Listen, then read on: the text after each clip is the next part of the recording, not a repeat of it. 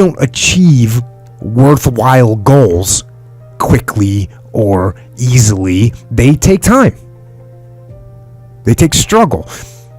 They take relentless pursuit day in and day out. That's what it takes. But also, things don't usually fall apart quickly either. At least at first, it's a slow process. A little slip here, a little setback over there, a little wearing down of discipline and will over time. That's the thing. Success and failure are generally slow processes. Either slowly building things up or gradually tearing them down. And that's why I say you've got to pay attention. You have to watch. You have to watch every single second. Because those seconds, they turn into minutes.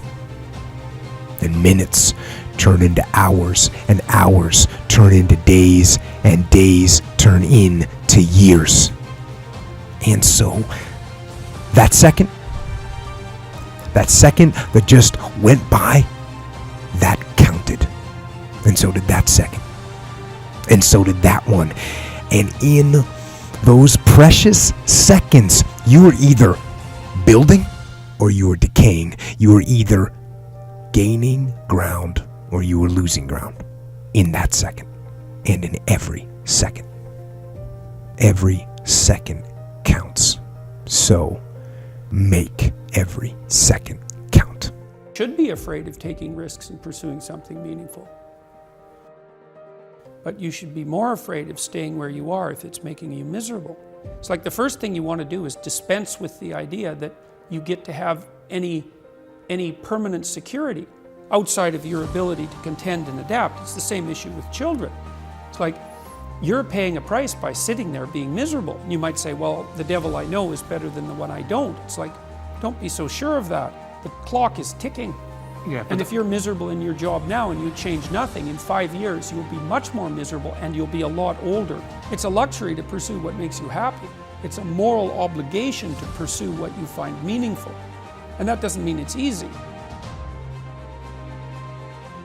You know, if you take people, and I've told you this, and you expose them voluntarily to things that they are avoiding and are afraid of, you know, that they know they need to overcome in order to meet their goals, their self-defined goals. If you can teach people to stand up in the face of the things they're afraid of, they get stronger. And you don't know what the upper limits to that are, because you might ask yourself, like, if for 10 years, if you didn't avoid doing what you knew you needed to do, by your own definitions, right, within the value structure that you've created, to the degree that you've done that, what would you be like?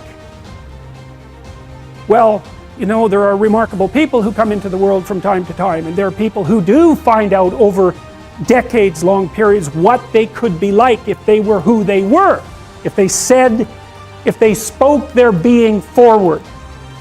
And they get stronger and stronger and stronger, and we don't know the limits to that. We do not know the limits to that.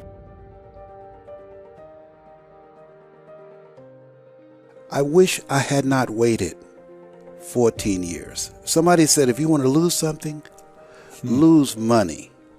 You can get that back. 8 out of 10 millionaires have been financially bankrupt. Walt Disney filed bankruptcy 7 times and had 2 nervous breakdowns. But don't lose time. There were 14 years I sat on the sideline. 14 years I said, I don't have an investor in me like Tony Robbins. 14 years that said, I don't have an MBA or a PhD, and I can't compete with these guys. I have the complexion of rejection. 14 years I silenced myself. Wow. And so I regret that, because there are some people that maybe if they'd heard my voice, they would not have turned to drugs. If they'd heard my voice, their lives would have taken a different direction. And I can't get those 14 years back. That haunts me, and I think that drives me when I speak with such energy. I'm trying to make up for that time, but I can't.